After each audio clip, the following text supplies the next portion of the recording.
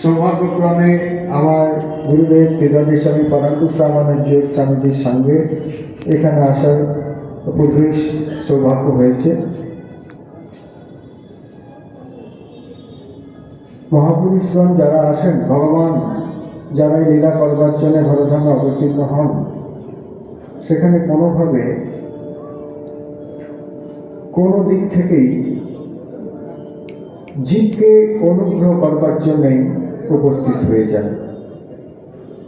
জীবকে অনুগ্রহ করবার জন্যই একটু আমরা শ্রীমদ্ ভাগবতের কথা আমরা শুনছিলাম, কিভাবে গোপিনীরা ভগবানের সেই বাঁশরিয়া বংশীর ধ্বনি শুনে এগিয়ে যেতেন, চলে যেতেন। আসলে জীবকে অনুগ্রহ করবার জন্য তাদের আবির্ভাব। মন্ত্রদানের কথা শুনলাম, ব্রাহ্মী মন্ত্রদানের কথা শুনলাম, সবাইকে কৃপা করবার জন্য, অনুগ্রহ করবার জন্য। জগৎগুরু রামানুজাচার্য, তাকে আমরা জানি, তার গুরুদেব যখন বললেন মন্ত্র দিয়ে, দেখ এই মন্ত্র কাউকে বলা যাবে না, গুচ্ছাতি গুচ্ছ, এই মন্ত্র যদি তুমি বলে দাও তাহলে নরক যন্ত্রণা ভোগ করতে হবে। রামানুজাচার্য শুনলেন, শোনার পর তিনি বাইরে বেরিয়ে এসে যাকেই দেখতে পেলেন তাকেই বললেন, এই তোমরা শোনো, তোমাকে মুক্তি চাও, মুক্তি মন্ত্র বলেছেন গুরুদেব, যেই শুনবে সেই মুক্তি পেয়ে যাবে। রামানুজাচার্য বাইরে এসে সবাইকে ডেকে ডেকে বলছেন, ওগো তোমরা কি মুক্তি পেতে চাও আমার কাছে চলে এসো, আমি তোমাদের মুক্তি মন্ত্র বলে দিচ্ছি, সবাই মুক্তি পেয়ে যাবে। দল বেঁধে সবাই আসতে শুরু করলো। তিনি সে অষ্টাক্ষর মন্ত্র সবাইকে দান করতে শুরু করে দিলেন। এই খবরটি গুরুদেবের কাছে এসে পৌঁছাল। গুরুদেব বললেন, আমি তো ওকে এই মন্ত্র ওইভাবে দান করতে বলিনি, কাউকে বলতেই বারণ করেছিলাম, ওই কাজ করছে। গুরুদেব ডেকে পাঠালেন। জগৎগুরু রামানুজাচার্য গুরুদেবের কাছে এসে হাজির হলেন, নতমস্তকে রইলেন। গুরুদেব জিজ্ঞাসা করলেন, তুমি এই মন্ত্র, তোমাকে যদি বারণ করেছিলাম সবাইকে দেওয়া যাবে না, তুমি নাকি এই মন্ত্র সবাইকে ডেকে ডেকে দিচ্ছ, এ কথা কি সত্য? রামানুজাচার্য বললেন, হ্যাঁ গুরুদেব, কিন্তু তুমি কি জানো যে এই মন্ত্র দেওয়ার সময় আমি তোমাকে বলে দিয়েছিলাম, এই মন্ত্র যদি কেউ কর্ম করে প্রবেশ করায়, এই মন্ত্র পায়, জপ করে, সে মুক্তি পেয়ে যাবে। আর তুমি যদি বলেও দাও তাহলে নরক যন্ত্রণা ভোগ করতে হবে, এটাও তো একটা বার্তা ছিল। তুমি তা জেনে শুনেও এই মন্ত্র সকলকে দান করলে। রামানুজাচার্য বললেন গুরুদেবকে যে, হ্যাঁ গুরুদেব, আমি জানি, আপনার কথা আমার স্মরণে আছে, এই নরক যন্ত্রণা আমাকে ভোগ করতে হবে, আমি জেনেই আমি সবাইকে এই মন্ত্র দান করেছি। সবাইকে যদি মুক্ত করতে আমার মতো একজন অধমকে যদি নরক যন্ত্রণা, পরিকল্প নরক যন্ত্রণা ভোগ করতে হয়, তাহলে আমি করব, কিন্তু এত হাজার হাজার লক্ষ লক্ষ এই জীব, তারা তো উদ্ধার হয়ে যাবে। আসলে জগৎগুরু শঙ্করাচার্য, জগৎগুরু রামানুজাচার্য, ঠাকুর সীতারাম দাস, ওঙ্কারনাথ দেব, যে সকল মহাপুরুষগণ এসেছেন, তারা সকলেই জীবকে উদ্ধার করবার জন্য স্বয়ং ভগবান এসেছিলেন। এই জীবকে, জীবের প্রতি অনুগ্রহ করবার জন্যই তারা এসেছেন। নিজেরা তাদের নিজের বাঁশিটাকে আড়াল করে, তাদের রাজ সিংহাসনের রাজার পোশাকটাকে অন্তরে আড়ালে রেখে আমাদের মতো ভাবে আমাদের কাছে এসে আমাদের কাছে লীলা করেছেন। তাই যিনি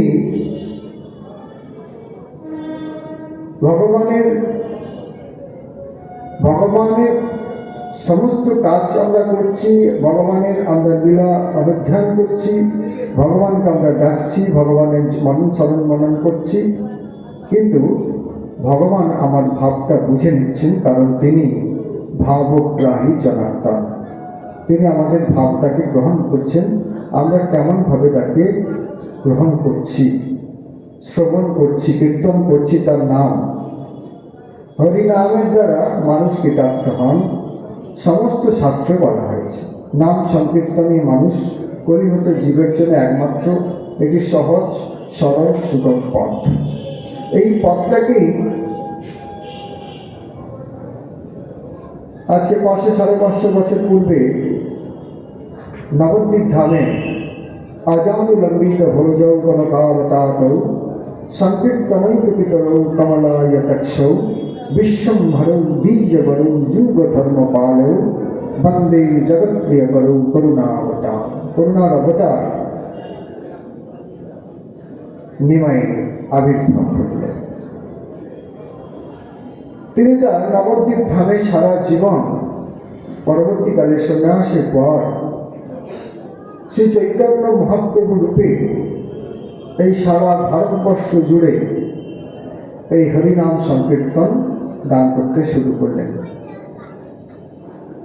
একটু আগে শ্রীমদ্ ভাগবতের কথাতে কিঙ্কর সহোদর আমাদের ভাস্করদা বলছিলেন যে কিভাবে গোপিনীরা এগিয়ে যেতেন, কিভাবে ঠাকুর সীতারাম দাস ওঙ্কারনাথ দেবের কাছে মানুষ এগিয়ে গেছেন। আসলে তারাই তো যুগের পর যুগ আমাদের এই জীবকে উদ্ধার করবার জন্য এসেছেন। এক এক রূপে এসে আমাদেরকে চেতন জগতে নিয়ে গেছেন। আমার চেতনা চৈতন্য করে দে মা চৈতন্যময়। আমার চেতনা আছে, কিন্তু ঠিক ঠিক জায়গায় ঠিক সেই মতো আমরা তাকে মনন করছি না বলে সে চৈতন্যের প্রকাশ আমার ভেতরে ঘটে না। মহাপ্রভু নৃত্য করতে করতে, নাম সংকীর্তন করতে করতে এগিয়ে চলেছেন। প্রচুর ভক্ত তার সঙ্গে রয়েছে।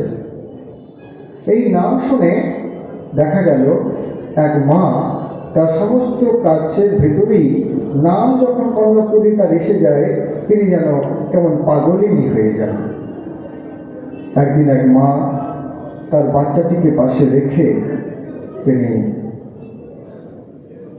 তার রন্ধন কাজের জন্যে সমস্ত সবজি এটা ওটা নিয়ে বসেছেন, বটিটা নিয়ে সবজি বানাবার জন্যে। এদিকে চৈতন্য মহাপ্রভু তার সমস্ত সকালের বলে কীর্তন করতে করতে এগিয়ে চলেছেন।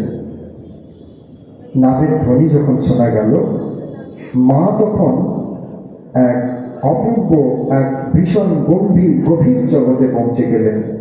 নাম তাকে এমনভাবে আকর্ষণ করল, তিনি তার নিজের মধ্যে আর নেই। তিনি সবজি বানাতে বানাতে কি যে করে ফেলেছেন তিনি জানতে পারলেন না। কিছুক্ষণ স্থির হয়ে বসে রয়েছেন, এই যেন এক সমাধিস্থ। কিছুক্ষণ বাদ স্বামী দেবতা যখন ফিরলেন, ফিরে দেখছেন ওই মাটি বটিটি উপর বসে সবজি বানানোর মতো ভঙ্গিমায় যেমন মায়েরা বসে পূর্ণ বানান ঠিক তেমন বসে রয়েছেন, আর চারিদিকে রক্ত। স্বামীজি তার স্ত্রীকে জিজ্ঞাসা করছেন, ওই মাটিকে জিজ্ঞাসা করছেন, ওকে শুনছো, আমাদের ছেলেটা কোথায়? কোনো সাড়া নেই। 2-3 বার বলার পর একটু যখন গায়ে স্পর্শ করা হলো, তিনি তার সেই ভাব জগৎ থেকে নেমে এলেন। ছেলে, খোকা, খোকা তো এখানেই ছিল। খোকা বলে বলতে বলতে তিনি তার রান্নার জায়গাটায় পৌঁছে গেলেন।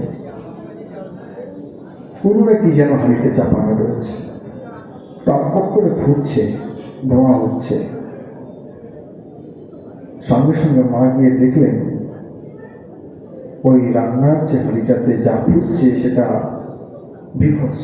কি না, তিনি তার নিজের সন্তানটিকে যে পাশে শুয়ে রেখেছিলেন, কখন লালকুন্দ বানাতে গিয়ে নিজের সন্তানটিকে টুকরো টুকরো করে ভাবস্থ অবস্থায় সেটি হাড়ির মধ্যে সেদ্ধ করবার জন্য বসিয়ে দিয়েছেন। কান্নায় ভেঙে পড়লেন মা। স্বামী দেবতা সমস্ত কিছু বুঝলেন, বুঝে ভাবলেন যে এ সাধারণ নয়। তাকে জিজ্ঞাসা করলেন, তুমি এই কাজ করলে কি করে? বলে, দেখো না, হরিনাম করতে করতে মহাপ্রভু যখন যাচ্ছিলেন, আমার কানে যখন শব্দটি এলো, তখন আমি কেমন যেন হয়ে গেলাম। তারপর কি করেছি আমি কিছু জানি না। কান্নায় ভেঙে পড়লেন। স্বামী দেবতা তাকে বোঝালেন। তিনি অনুভব করেছিলেন যে আমার স্ত্রী রূপে যিনি এসেছেন তিনি অতি সাধারণ কোনো মা বা মেয়ে বা যারা নয়, তিনি সেই শ্রীধাম বৃন্দাবনের কোনো গোপিনী নচে এ হেন কাজ তিনি করতে পারেন না। তিনি বোঝালেন, দেখুন তার আয়ু যতদিন ছিল ততদিন আমাদের কাছে ছিল, এ নিয়ে দুঃখ করো না। কিন্তু মা বললেন, না, যে নাম শুনে আমার সর্বনাশ হলো সেই নাম এই পৃথিবীতে আর প্রচার করা যাবে না। চলো মহাপ্রভুর কাছেই যাই। যার কণ্ঠে নাম শুনে, যার দেওয়া নাম শুনে আমি এই সর্বনাশ করেছি, এরকম যদি হতে থাকে তাহলে কত মায়ের কোল খালি হয়ে যাবে। এর একটি বিচার চাই, সমাধান চাই। চলো তার কাছে যাই। দুজন মিলে ওই সিদ্ধ হাঁড়ি, সে সন্তান সিদ্ধ হয়ে গেছে, সে হাঁড়িটাকে নিয়ে মাথায় করে মহাপ্রভুর কাছে গিয়ে পৌঁছালেন। মহাপ্রভুর কাছে পৌঁছানোর পর মহাপ্রভুর কাছে সমস্ত কিছু জানালেন। বলে, দেখো তোমার নাম শুনে আমি কি করেছি, আমার সন্তানটিকে টুকরো টুকরো করে হাড়ির মধ্যে রেখে সিদ্ধ করেছি। এই নাম তো কত মায়ের কোল খালি করে দেবে।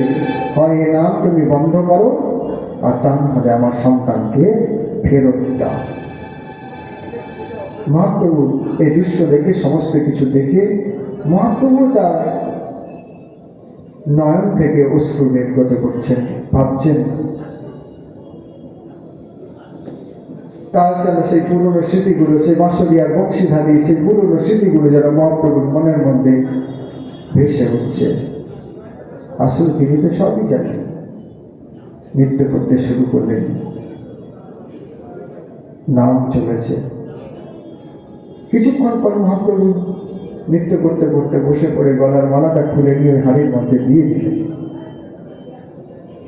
আর তখন সেই হাড়ির ভেতর থেকে বাচ্চার কান্নার ধ্বনি শোনা গেল। সঙ্গে সঙ্গে মা বার করে নিয়ে তাকে স্তন্যপান করতে শুরু করলেন, বুকে সুধারস পান করাতে শুরু করলেন। মহাপ্রভু বললেন, আজ থেকে এই সন্তানের নাম হল কৃপাচার্য। এই যে ভগবানের কৃপা, নামের মহিমা, এ শুধু আজকের দিনের জন্য নয়, যুগ যুগ ধরে এই নামের মহিমা প্রকাশিত হচ্ছে। ঠাকুর তার এই নামের ভিতর দিয়ে জগৎকে মাতিয়ে দিয়ে চলে গেছেন। ঠাকুর বলছেন, শ্রদ্ধায়া হেলায়া নাম রটন্তি মম জন্তব তেই সংনাম সদা বর্থ বর্ততে হৃদয়ে মম। শ্রদ্ধা করে হোক, হেলা করে হোক, ভক্তিতে হোক, অভক্তিতে হোক, সূচিতে হোক, অসূচিতে হোক, যেন তেন প্রকারেণ যদি ভগবানের নাম উচ্চারণ করা যায়, তিনি কৃপা করবেন করবেন করবেন, এ বিষয়ে কোনো সংশয় নাই, অসংশয়। জপনাম অবিরাম মন পাইবে পরম শান্তি চিনিবে সমান। নাম যদি ব্রহ্মাণ্ড হয়েছে উদয়, নামের মাঝারে ভাসে বস্তু সমুদায়। নামই হইয়া ঘন সাজেন সংসার, জীব রূপে নাম হিতা করেন বিহার। নর নারী পশু পক্ষী কীট পতঙ্গ, সাজি বহু রূপে নাম করিছেন রঙ্গ। নাম দিবা, নাম রাত্রি, নাম পক্ষ মাস, নাম 6 ঋতু রূপে হয়েন প্রকাশ। জপনাম অবিরাম মন পাইবে পরম শান্তি জিনিবে সমান। বিভিন্নভাবে তার দুটি চটি বই, সুরাধারা আর অভয়বাণ, এই দুটি বইয়ের মধ্যে বিশেষ কিছু দাম নয়, সামান্য 10 টাকা, 12 টাকা, 15 টাকা দাম। সেই দুটো বইয়ের মধ্যে যা কিছু এই নামের গুণকীর্তন, নামের মহিমা এমনভাবে ব্যক্ত করা হয়েছে, আর এত সহজ সরলভাবে ব্যক্ত করা হয়েছে, প্রকাশ করা হয়েছে, যা আর কোনোভাবেই কেউ প্রকাশ করেছে বলে আমাদের অন্তত জানা নেই। ঠাকুর নামের মহিমা যেভাবে আমাদের কাছে তুলে ধরেছে, ঠাকুরের গ্রন্থাবলী যদি আমরা পাঠ করি, তাহলে আমাদের আর কোথাও কোনো প্রশ্নের উত্তর খোঁজবার জন্যে কারো দুয়ারে দুয়ারে আমাদের যেতে হবে না। কি চাই? ঠাকুর অনেক দুয়ারে হয়তো ঘুরেছেন, অনেক কিছু জানবার জন্য অনেকের কাছে হয়তো যেতে পারে, কিন্তু ঠাকুর আমাদের জন্য যা রেখে দিয়ে গেছেন, আমাদের কারো ধারণায় যে কিছু জানবার অপ্রয়োজন। কি জানতে চান আপনি? আপনি নিজেকেই যদি জানতে চান, আর আপনার সমস্ত আধ্যাত্মিক চেতন জগতের সমস্ত রহস্য যদি উন্মোচন করতে চান, সমস্ত কিছু তার গ্রন্থগুলির মধ্যে অন্তর্নিহিত রয়েছে। তিনি তার অভয় বাণী একটি ছোট্ট চটি বইয়ের কথা যদি বলছিলাম, যখন ভগবদ গীতাতে আমরা দেখতে পাই, যখন অর্জুন বিষাদগ্রস্ত হয়েছেন, যখন তিনি বলছেন আমি আর যুদ্ধ করবো না, আমি কাদের সাথে যুদ্ধ করবো, আর এই যুদ্ধ করে আমি রাষ্ট্র ভোগ করে আমার হবেই বা কি? আমার গুরুদেব রয়েছেন, আমার পিতামহ রয়েছেন, আমার সমস্ত ভাইরা রয়েছেন, কাদের সাথে আমি যুদ্ধ করব? আর এদেরকে হত্যা করে আমি রাষ্ট্র ভোগ করব? আমি যুদ্ধ করতে পারবো না। এর থেকে ভিক্ষান্ন গ্রহণ করে আমি জীবনটাকে কাটাবো। বিষাদগ্রস্ত হলেন ভগবান শ্রীকৃষ্ণের কাছে অর্জুন, আমাদের প্রতীক হবে। আমরা যখন বিষাদগ্রস্ত হয়ে যাচ্ছি, যে আমাদের যখন আর মনে হচ্ছে যে আমার দ্বারা কিছু হবে না, বা আমার আশাটাই বেকার হলো, আমি আমার জীবনে অনেক কিছু করেছি, আমার আমার আমার পাপ পুণ্য জ্ঞান থাকা না থাকা সত্ত্বেও আমি অন্যায় কর্ম করেছি, আমার আর এই জীবনে কিছু হবে না, আর আমার দ্বারা হয়তো আর আগামী দিনে ভগবত প্রাপ্তি তো দূরের কথা, কোনো ভালো কাজও বোধ হবে না। আমরা বারবার বিভিন্ন রকম দড়ি টানাটানির ভেতর দিয়ে হতাশগ্রস্ত হয়ে পড়ছি। আজকে দেখবেন আমরা বিশেষ করে করোনার পিরিয়ড থেকে আমরা বিভিন্ন পরিবারে দেখি বিভিন্ন মানুষ আজকে ডিপ্রেশন বলে একটা রোগ সবার ঘরে ঘরে, সবাইকে ডিপ্রেশন হচ্ছে। কেন হলো? কেন হলো? এই ডিপ্রেশন যদি বলে বাবা অর্জুনেরও হয়েছিল, না করবো না, আমি করতে পারবো না, নানা রকম। কিন্তু এখান থেকেই ভগবান শ্রীকৃষ্ণ, পার্থসারথী ভগবান শ্রীকৃষ্ণ, তিনি তার কথার দ্বারা, তার বাণীর দ্বারা তিনি একটু একটু করে তিনি তার সে ওষুধ প্রয়োগের মতো রোগীকে তিনি তাকে উজ্জীবিত করলেন। সেই অর্জুন আবার গান্ধীর ধারণ করে যুদ্ধে নিমিত্ত হলেন। ভগবান বলছেন আনন্দ চিন্তা মধ্যে না করছু পাশে তেই সান্নিধ্যা বিযুজ্ঞান জগৎকে মাহবাহন মাহম। অনন্য চিত্তে যদি তুমি আমাকে ডাকো, তাহলে আমি তোমার যোগ এবং ক্ষেম আমি বহন করবো, অর্থাৎ তোমাকে যা দিয়েছি সেটাই রক্ষা করব, আর যা দিইনি সেটাও আমি তোমাকে দেবো, যোগ এবং ক্ষেম আমি তোমাকে দেবো। পার্থসারথী ভগবান শ্রীকৃষ্ণ যেমন অর্জুনকে বলেছেন, ঠিক তেমনি আমাদের ঠাকুর অনন্ত ঠাকুর শ্রী শ্রী সীতারাম দাস সন্তাননাথ দেব আমাদের কাছে আমাদের ভাষাতে তিনি দিয়ে গেলেন সুধার দ্বারা অভয় বাণী। এই দুটো গ্রন্থ যদি আমরা পাঠ করি, দেখুন আমাদের বৈদিক মন্ত্র উচ্চারণ করার সামর্থ্য হারিয়ে গেছে। আমি যদি এখানে বলি কার বাড়িতে বেদ আছে, কেউ বলতে পারবেন না কার বাড়িতে বেদ আছে। আমাদের যে মূল যে আমাদের যে একটা দেশ চালাতে গেলে যেমন একটা সংবিধানের প্রয়োজন হয়, তেমনি সনাতনীদের কাছে বেদ হলো আমাদের একটা সংবিধান। আজ এখান থেকে সব কিছু জানা যায়, যেটা আমাদের জন্য একটা গাইড বুক। তাহলে সেই জায়গাটাই আমরা পিছিয়ে গেছি, আমাদের কারো বাড়িতে বেদ নাই। বেদের কথা, উপনিষদের কথা, তার মর্মার্থ বোঝবার মতো সে শক্তি এবং সামর্থ্য শিক্ষা কোনটাই আমাদের দেওয়া হয় না। কেন দেওয়া হয় না, কিসের জন্য দেওয়া হয় না? সাধারণভাবে আমরা যারা আজকে এখানে উপস্থিত রয়েছি সবাই তা আমরা কিছু না কিছু জানি বলেই আমাদের ভুল পথে, ভুল একটা স্রোতের টানে গঙ্গায় মরাও ভেসে যায়, কাঠও ভেসে যায়, ফুলও ভেসে যায়।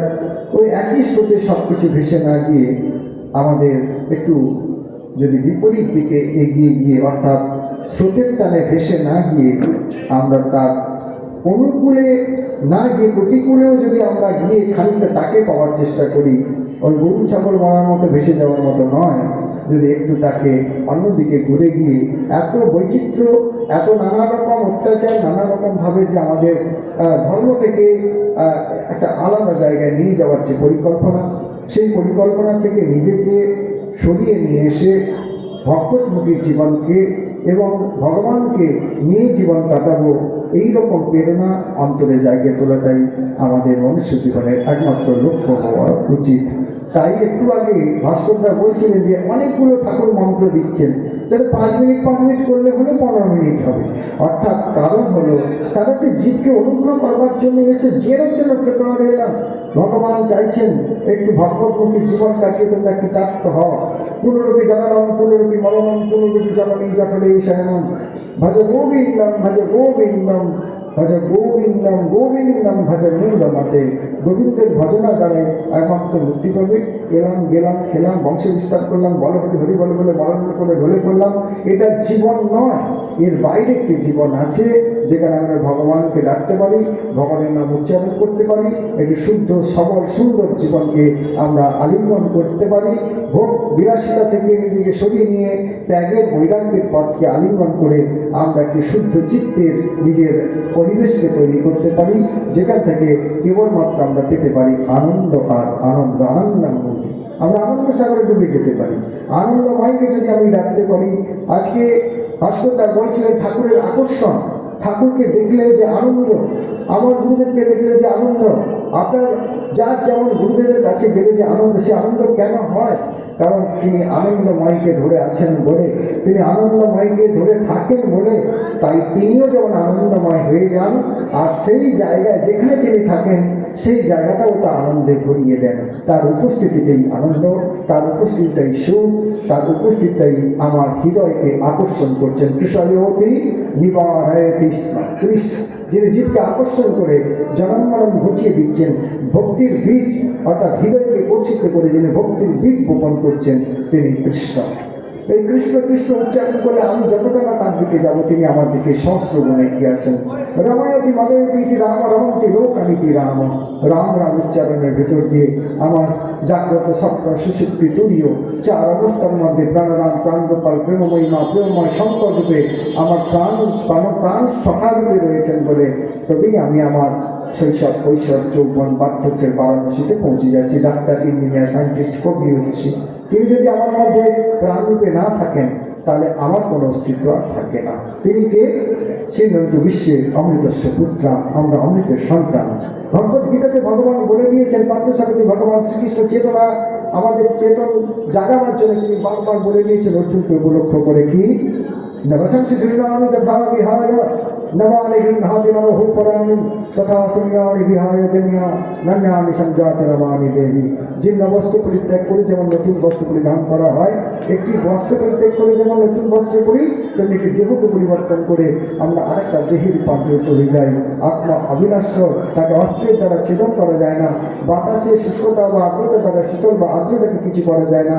তাকে অগ্নির দাহিকা শক্তির দ্বারা দহন করা যায় না আত্মা। তাই ঠাকুর দেখেছেন, ঠাকুর উপলব্ধি করেছেন, তাই বারবার সেই বেদের মন্ত্র আমরা উচ্চারণ করতে পারি না, বেদকে মনে রাখতে পারছি না, উপনিষদকে আমরা নির্যাসগুলোকে গ্রহণ করতে পারছি না বলে আমাদের মতো করে তিনি দুটো ছবি বইয়ের মধ্যে কেন বারবার বলছি, গ্রন্থগুলোকে আমরা পড়ি না, আমরা বাড়িতে রেখে দিই, একবার পাতা উল্টাই দেখি না। তিনি সব কিছু করে গেছেন, পাতাটা উল্টে যাওয়ার পাতাটাই উল্টেছেন, তাই আমরা বুঝতে পারছি না। তাই তিনি আমাদের কাছে প্রার্থনা, একটু আগে প্রার্থনা ছিল, খুব ভালো লাগছে, আমি গাড়িতে আসছিলাম, আমি প্রার্থনা শুনতে পেলাম। আমার পূজ্যপাদ গুরুদেব তীক্ষ্ণ প্রার্থনা করাতেন, না উপস্থিতই বলতেন। তা এই যে প্রার্থনা, ঠাকুর বলতেন প্রার্থনা করবি তাহলেই অনেক কাজ হয়ে যাবে, 3 বেলা প্রার্থনা করলেই অনেক কাজ হয়ে যাবে। আমাদের সম্প্রদায়, আমাদের অখিল ভারত জয়গুরু সম্প্রদায়ে যিনি প্রাণ পুরুষ, সেই অনন্ত ঠাকুর সীতারাম দাস সুলতাননাথ দেব এমন এক মহাপুরুষ, যিনি সকল ধর্মকে যথার্থ সম্মান, সাধুদের যথার্থ সম্মান সব কিছু দিয়ে প্রার্থনার ভেতরে কাকে তিনি বাদ দিয়েছেন, কোন সম্প্রদায়কে তিনি বাদ দিয়েছেন? তিনি বলছেন অসৎ হইতে মরে লয়ে চলো সতে, আলোকে লইয়া চলো আধার হইতে, অমৃতে মিলাও না নাসিয়া মরণ, জ্যোতির্ময় দয়া করি দাও দর্শন, অসত মাসঙ্গময় তমসো মাঝেময় মৃত্যুর অমৃতাঙ্গময়। কি বলে সেই বইতে বেদের উচ্চারণ উপনিষদ সব কিছু থেকে বলে এই তো বলতে পারবে না। তাই তিনি বাংলায় আমাদের মতো করে ছন্দের আকারে সেই বৈদিক মন্ত্রগুলোকে ঢুকিয়ে দিয়ে চলে গেলেন। যাতে নিত্য উচ্চারণের দ্বারা শাশ্বত সনাতনকে আমরা উপলব্ধি করতে পারি, একটু একটু করে নামকে অবলম্বন করতে পারি। সদাচারকে ঢুকিয়েছেন, সদাচার আর একটা হলো সদাচার, একটা হলো স্বেচ্ছাচার। আমরা স্বেচ্ছাচারকে এখন বরণ করেছি, সদাচারকে আমরা পদাঘাত করছি। তাই আমাদের দুঃখ বলে জীবনটাকে আমরা দুঃখের সাগরেই আমরা অন্তর্নিহিত করে দিচ্ছি, ডুবিয়ে দিচ্ছি, মেরে ফেলছি। আমার নিজের অস্তিত্বটাকে বিপন্ন করছি, আমার নিজের সনাতনী ধর্ম, আমার সনাতন বিবেক বুদ্ধি বৈরাগ্যকে আমরা একদম শেষ করে ফেলছি। তাই সচেতন হতে হবে। আমাদের চারিদিকে এই অধর্মের পথটাই আমাদের বারবার আকর্ষণ করছে। ধর্মপথে আজকে আমরা এখানে এসেছি, অনুষ্ঠান হচ্ছে, এখানে তো কানায় কানায় ভরে যেতে পারতো ভক্ত শিষ্য, কিন্তু তা নেই। এটা অন্য কোনো কালচারের প্রোগ্রাম হলে দেখা যেত, সেখানে হয়তো কিছু আসতো। আর তার বাইরে যদি কোনো কিছু অন্য কোনো প্রোগ্রাম হতো, সেখানে দেখা যাবে আরও কত মানুষের ভিড়। কিন্তু যেখানে ভগবতমুখী আলোচনা, ভগবানের কথা আলোচনা হচ্ছে, আর ভগবানের কথা, ভগবান আলাদা নন। ভগবান শ্রীকৃষ্ণ আর গীতা আলাদা নন। গীতা বাণীরূপ ভগবান শ্রীকৃষ্ণ। আমরা গীতাকেও কৃষ্ণরূপে পুজো করি, ভগবানকেও কৃষ্ণ ভগবানকে তো পুজোই করি, কিন্তু বাণীরূপ ভগবান শ্রীকৃষ্ণের গীতা আমরা পাতা উল্টাই না, গীতা আমরা দেখি না। গীতা মানুষকে উচিত বিষাদগ্রস্ত হয়েছিলেন বলে অর্জুন তাকে একটু একটু করে যে মনে জোর দিয়েছেন, তাকে যে যে শিক্ষাগুলো দিয়েছেন, আমরা কতটা নুন খাবো, কতটা তেতো খাবো, কতটা কী খাবো, সেটাও ভগবান গীতাতে বলে দিয়েছেন। গীতা এমন এক বিজ্ঞান যে আমার জীবনটাকে পাল্টে দিতে পারে, যে বিজ্ঞান আমাকে সর্বক্ষণের জন্য আমাদের জীবনটাকে সুন্দর, এটা শুধু কেবলমাত্র সনাতনীদের জন্য নয়, এটা কেবলমাত্র আমাদের কোনো ব্যক্তিকেন্দ্রিক কিছু বস্তু নয়। এই এক বিজ্ঞান যা সকল ধর্মের মানুষ গ্রহণ করে সুন্দর সুষ্ঠু একটি জীবন নিজেকে তৈরি করতে পারে। আমাদের সনাতন, শাশ্বত সনাতন ধর্মাবলম্বী মানুষ হিসেবে ভগবদ্গীতা আমাদের সকল মানুষের জন্য এই শিক্ষাই দিয়েছেন। সেই শিক্ষাই আচার্যগণ আমাদের দিচ্ছেন। যদি ত্যাগকে বর্ধিত করতে পারে কে? ভগবদ্গীতা। জ্ঞান প্রকাশক, জ্ঞানকে ত্বরান্বিত করেন কে? গীতা। যিনি গৃহস্থ, তাকে আদর্শ গৃহস্থ পরিণত করেন কে? গীতা। সাহসকে বর্ধিত করেন কে? গীতা। তাই গীতা যখন আমার জীবনের একটি অঙ্গ হবে, আর ভগবানের কথা সাধু মহাপুরুষ যারা বলে গেছেন, যা বলে গেছেন, তাকে যখন আমি অবলম্বন করব, ঠিক তদ্রূপ তিনি আমাদের কাছে দাঁড়ে দাঁড়ে এসে সেই নাম প্রচার করে গেছেন। তার সারাটা জীবন শুধু কেবলমাত্র এক প্রান্ত থেকে আর এক প্রান্ত গাড়ি নিয়ে বিশ্বপ্রেম দৌড়ে বেরিয়েছেন, সারা বিশ্বকে প্রেম দেওয়ার জন্য। প্রেমময় তো, তাই প্রেম বিতরণের জন্য তিনি আচমকার সবাইকে তিনি এই প্রেম বিতরণের, নাম বিতরণের দিকে লক্ষ্য দিয়ে এগিয়ে চলেছেন। তার যে প্রয়াস, তা দেখুন আজকে সারা ভারতবর্ষ, সারা পৃথিবী জুড়ে নামের বন্যা বইতে শুরু করেছে। দেখুন সেই তাদের দেওয়া নাম। আর দেখুন বিভিন্ন সম্প্রদায়ের ভিতরে কে নাম করেননি, কোন সম্প্রদায়ের নাম করেননি, কারা কোন মহাপুরুষ নাম করেননি, সবাই নাম করেছে। সবাই পরিহত জীবের একমাত্র উদ্ধারের পথ হলো এই নাম সংকীর্তন। এই নাম সংকীর্তন যদি আমরা করি, আমাদের চাওয়া পাওয়ার সমস্ত কিছুর ঊর্ধ্বে গিয়ে আমরা আমাদের যাকে পেলে আর কিছু চাওয়ার আকাঙ্ক্ষা থাকবে না, তাকে আমরা পেতে পারি। তাই তার চরণে যাতে আমাদের মতি থাকে, তিনি যে আমাদের যে পথ দিয়ে গেছেন, আমরা ধন্য যে আমরা অখিল ভারত জয়গুরু সম্প্রদায়ের প্রাণ পুরুষ শ্রী শ্রী ঠাকুর সীতারাম দাস ওঙ্কারনাথ দেবের এই পরম্পরার মধ্যে আমরা নিজেরা যুক্ত হয়েছি, যুক্ত হতে পেরেছি। পরম সৌভাগ্যবশে আমরা এখানে আজকে এসেছি, আমরা এই পরম্পরার মধ্যে যুক্ত হয়েছি। জানবেন তাদের কৃপা আমাদের উপর বর্ষিত হচ্ছে, আর আমরা যদি একটু তাকে স্মরণ এবং মনন করি, তিনি আমাকে ঠিক লক্ষ্যবস্তুর দিকে ঠিকভাবে নিয়ে যাবেন। সকলের মঙ্গল হোক, সকলের ভালো হোক। গুরুর কৃপা আপনাদের সকলকে সুন্দর এবং চলার পথ কণ্টকমুক্ত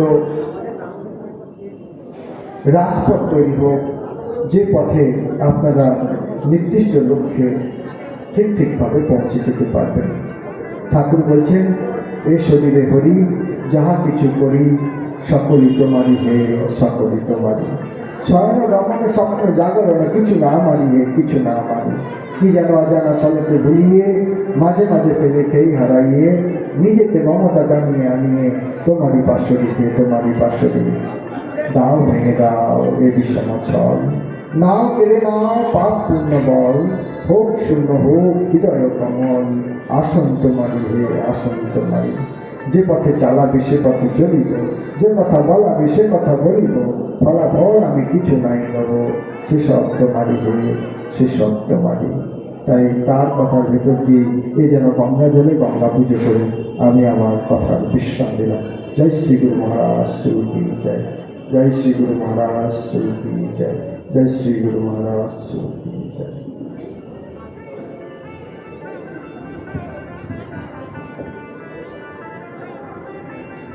হরি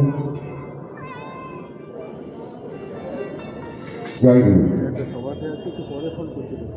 এবার ঠাকুর কথা বলবেন পুরীর নীলাচল মঠের মঠাধ্যক্ষ কিঙ্কর নামানন্দজি বেনু ভাই। আমাদের ভাগবত পাঠ হবে যে একটু বলুন, একটু বলে তারপরে।